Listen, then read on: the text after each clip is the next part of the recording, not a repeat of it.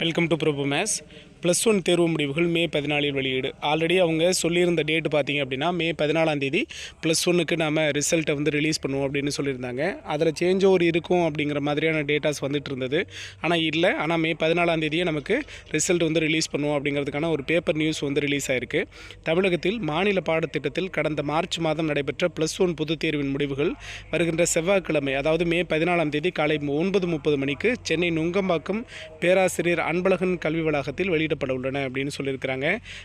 மாணவர்கள் தங்கள் தேர்வு முடிவுகளை www.tnresults.nic.in இந்த வெப்சைட்லேயோ அல்லது www.tge.tn.gov.in இந்த வெப்சைட்லேயோ அல்லது result.digilocker.gov.in ஸோ இந்த வெப்சைட்லேயே நீங்கள் போய் தெரிஞ்சுக்கலாம்.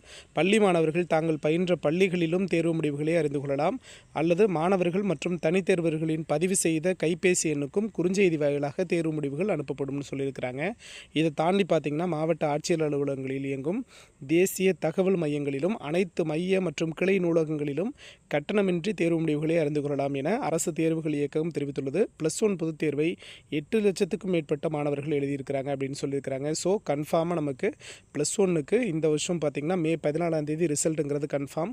உங்களுக்கு ஜூன் ஃபஸ்ட்டு வீக்லேயோ அல்லது ஃபஸ்ட் வீக் எண்ட்லேயோ நமக்கு ஸ்கூல் ரீஓப்பனிங் இருக்கும். ஸோ அதை பற்றின டேட்டாஸும் அப்படியே கன்ஃபர்மேஷனாக வந்துகிட்டே இருக்குது. ஸோ அடுத்தடுத்த வீடியோஸில் நான் அதை பற்றின இன்ஃபர்மேஷன் தரேன். ஓகேவா? நம்ம சேனலுக்கு வரீங்கன்னா மறக்காம சேனலை சப்ஸ்கிரைப் பண்ணிச்சுக்கோங்க. உங்களோட லவ் அண்ட் சப்போர்ட் நம்மளோட சேனலுக்கு ரொம்ப ரொம்ப இம்பார்ட்டன்ட். தேங்க்யூ.